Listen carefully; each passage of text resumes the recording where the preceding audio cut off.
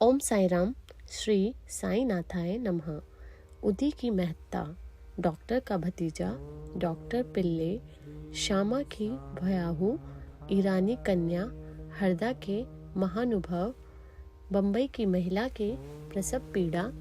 इस अध्याय में भी उदी की ही महत्ता का क्रमबद्ध है तथा उन घटनाओं का भी उल्लेख किया गया है जिसमें उसका उपयोग बहुत ही प्रभावकारी सिद्ध होता है। डॉक्टर का भतीजा। नासिक जिले के मालेगांव में एक डॉक्टर रहते थे। उनका भतीजा एक असाध्य रोग ट्यूबरकुलर बोन एब्सेस, एक तरह का तपेदिक से पीड़ित था। उन्होंने तथा उनके सभी डॉक्टर मित्रों ने समस्त उपचार किए, यहाँ तक कि उसकी शल्य चिकित्सा भी कराई, फिर भी बालक को कोई लाभ न पहुंचा। उसके कष्टों का पारावार न था। मित्र और संबंधियों ने बालक के माता पिता को दैविक उपचार करने का परामर्श देकर श्री साईं बाबा की स्मरण में जाने को कहा, जो अपनी दृष्टि मात्र से असाध्य रोग को साध्य करने के लिए प्रसिद्ध है। अतः माता पिता बालक को साथ लेकर शिरडी आए। उन्होंने बाबा को साष्टांग प्रणाम कर श्री चरणों में बालक को डाल दिया और बड़ी विनम्रता तथा आदर पूर्वक विनती की कि प्रभु हम लोगों पर दया करो। आपका संकट मोचन नाम सुनकर ही हम लोग यहाँ आए हैं। दया कर इस बालक की रक्षा कीजिए। प्रभु, हमें तो केवल आपका ही भरोसा है। प्रार्थना सुनकर बाबा को दया आ गई और उन्होंने सांत्वना देकर कहा कि जो इस मस्जिद की सीढ़ी चढ़ता है उसे जीवन पर कोई दुख नहीं होता है। चिंता ना करो। अतः उदी ले उस रोग ग्रसित स्थान पर लगाओ। ईश्वर पर विश्वास रखो, वह सप्ताह के अंत में ही पूर्ण स्वस्थ हो जाएगा। यह मस्जिद नहीं, यह तो द्वारकावती है और जो इसकी सीढ़ी चढ़ेगा उसे स्वास्थ्य और सुख की प्राप्ति होगी और उसके कष्टों का अंत हो जाएगा। बालक को बाबा के सामने बिठाया गया। वे उस रोगग्रस्त स्थान पर अपना हाथ फेरते हुए दयापूर्ण दृष्टि से बालक की ओर निहारने लगे। रोगी अब प्रसन्न रहने लगा और उदी के लेप से बालक थोड़े समय में ही स्वस्थ हो गया। माता पिता अपने को बाबा का ऋणी और कृतज्ञ मानकर बालक को लेकर शिरडी से चले गए। यह लीला देखकर बालक के काका को, जो डॉक्टर थे, महान आश्चर्य हुआ तथा उन्हें भी बाबा के दर्शनों की तीव्र उत्कंठा हुई। इसी समय जब वे कार्यवश बम्बई जा रहे थे, तभी मालेगांव और मनमाड़ के निकट किसी ने बाबा के विरुद्ध उनके कान भर दिए। इस कारण वे शिरडी जाने का विचार त्याग कर सीधे बम्बई चले गए।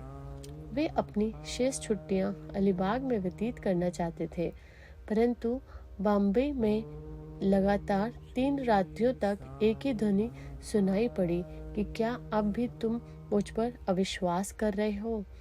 तब डॉक्टर ने अपना विचार परिवर्तित कर शिरडी को प्रस्थान करने का निश्चय किया। बम्बई में उनके एक रोगी को सांसर्गिक ज्वर आ रहा था, जिसका तापक्रम कम होने का कोई चिन्ह दिखाई न देने के कारण उन्हें ऐसा लग रहा था कि कहीं शिरडी की यात्रा स्थगित न करनी पड़े। उन्होंने अपने मन ही मन एक परीक्षा करने का विचार किया कि यदि रोगी आज अच्छा हो जाए तो कल ही मैं शिरडी के लिए प्रस्थान कर दूंगा।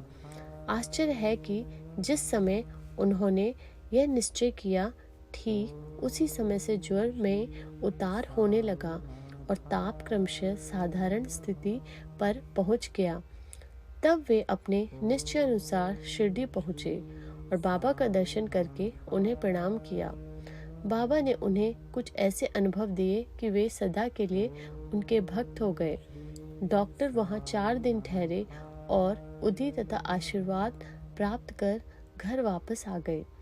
एक पखवाड़े में ही पदोन्नति पाकर उनका स्थानांतरण बीजापुर को हो गया। भतीजे की रोग मुक्ता ने उन्हें बाबा के दर्शनों का सौभाग्य दिया तथा शिरडी की यात्रा ने उनकी श्री साईं के चरणों में प्रगाढ़ प्रीति उत्पन्न कर दी। डॉक्टर पिल्ले। डॉक्टर पिल्ले बाबा के एक निष्ठ भक्त थे।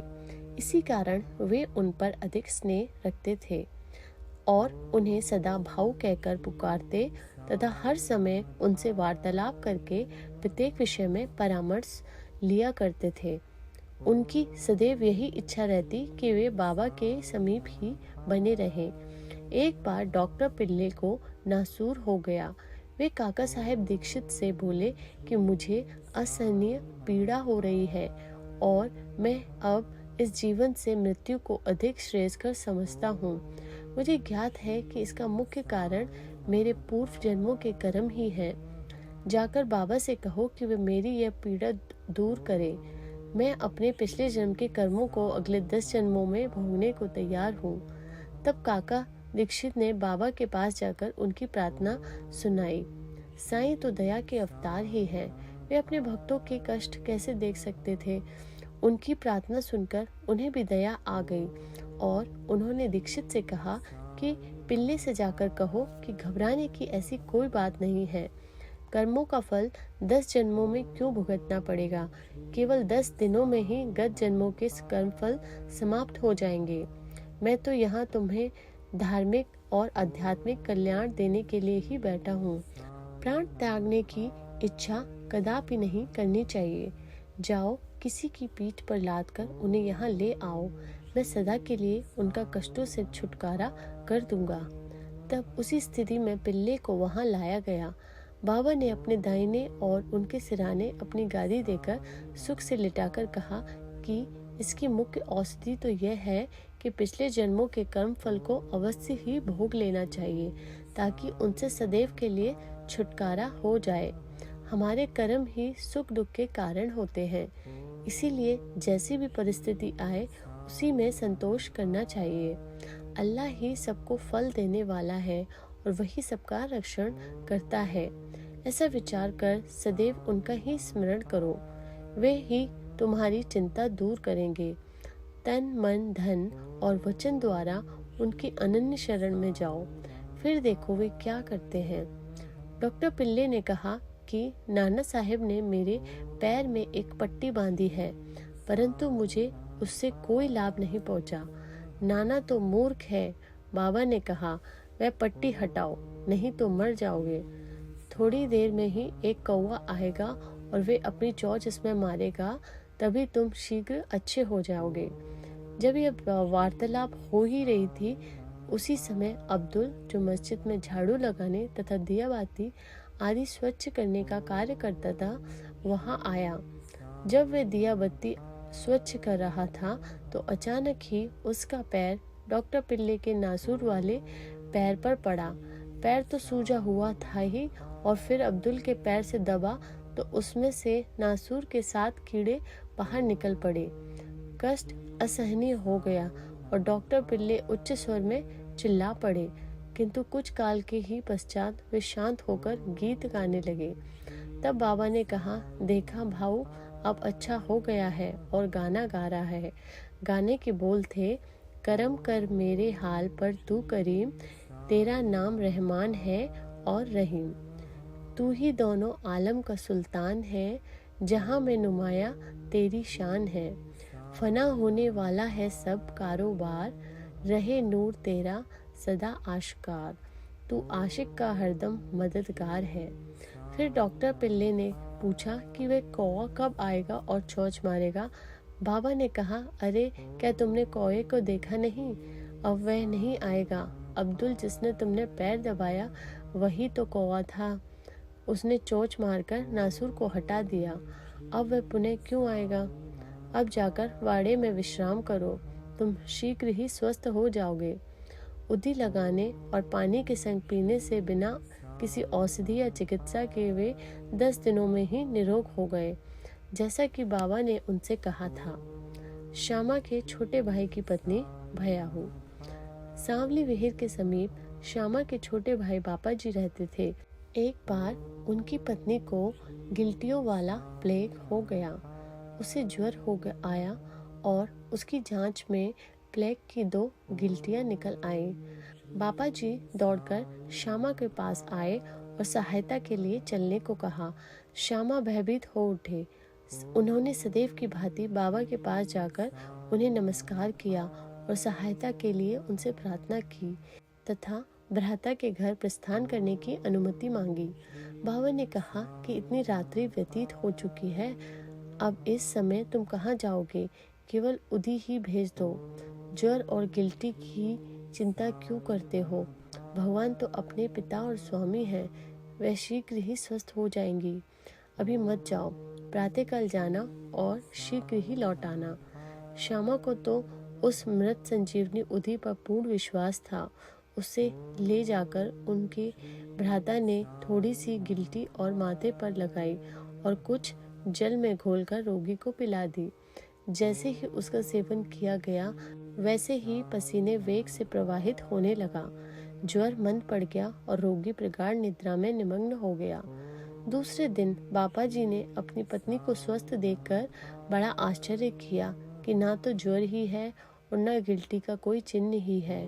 दूसरे दिन जब श्यामा बाबा की अनुज्ञा प्राप्त कर वहां पहुंचे तो अपने भाई की स्त्री को चाय बनाते देखकर उन्हें बड़ा आश्चर्य हुआ। अपने भाई से पूछताछ कर पर उन्हें पता चला कि बाबा की उदी ने एक रात्रि में ही रोग को समूल नष्ट कर दिया है। तब श्यामा को बाबा के शब्दों का मर्म समझ में आया कि प्रातःकाल जाओ और शीघ्र लौट कर आओ। चाय पीकर श्यामा लौट आया और बाबा को प्रणाम करने के पश्चात कहने लगा कि देवा, ये तुम्हारा क्या नाटक है? पहले बवंडर उठाकर हमें अशांत कर देते हो, फिर हमारी शीघ्र सहायता कर सब ठीक ठाक कर देते हो। बाबा ने उत्तर दिया कि तुम्हें ज्ञात होगा कि कर्म पथ अति रहस्यपूर्ण है।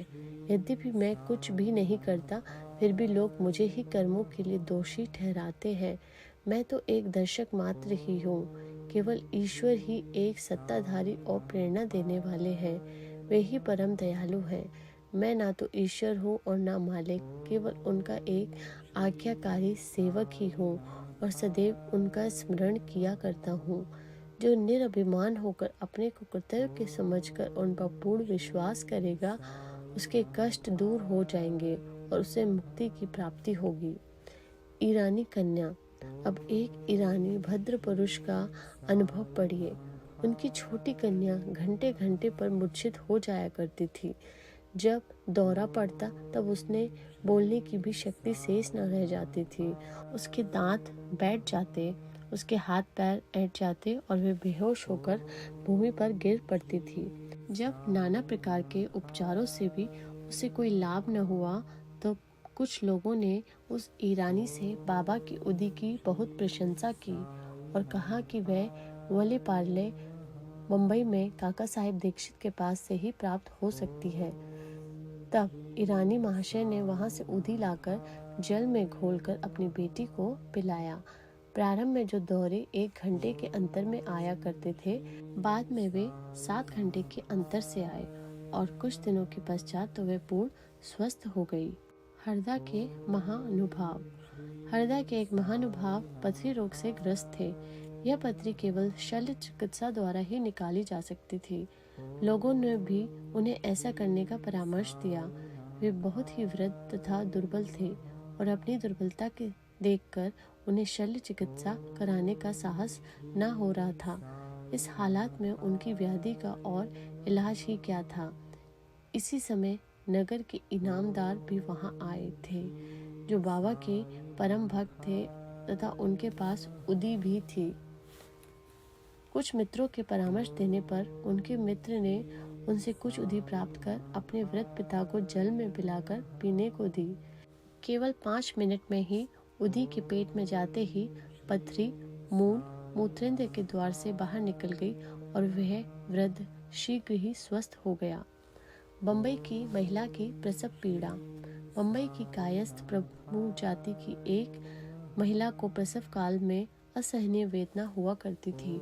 जब वह गर्भवती हो जाती तो बहुत घबराती और किंकर्तव्य मूढ़ हो जाया करती थी। के उपचारार्थ उनके एक मित्र श्री राम मारुति ने उसके पति को सुझाव दिया कि यदि इस पीड़ा से मुक्ति चाहते हो तो अपनी पत्नी को शिरडी ले जाओ। दोबारा जब उनकी स्त्री गर्भवती हुई तो वे दोनों पति पत्नी शिरडी आए और वहाँ कुछ मास ठहरे। वे बाबा की नित्य सेवा करने लगे। उन्हें बाबा के सत्संग का भी बहुत कुछ लाभ हुआ। कुछ दिनों के पश्चात जब प्रसव काल समीप आया, तब सदैव की भांति गर्भाशय के द्वार में रुकावट के साथ अधिक वेदना होने लगी। उनकी समझ में नहीं आता था कि अब क्या करना चाहिए। थोड़ी ही देर में एक पड़ोसन आई और उसने मन ही मन बाबा से सहायता की प्रार्थना कर जल में उधी मिला उसे पीने को दी। तब केवल 5 मिनट में ही बिना किसी कष्ट के प्रसव हो गया। बालक तो अपने भाग्यानुसार ही उत्पन्न हुआ, परंतु उसकी माँ की पीड़ा और कष्ट सदा के लिए दूर हो गए। वे अपने को बाबा का बड़ा कृतज्ञ समझने लगे और जीवन पर्यंत उनके आभारी बने रहे। श्री सद्गुरु साईनाथार्पण मस्तु। शुभम भवतु। ओम साई राम।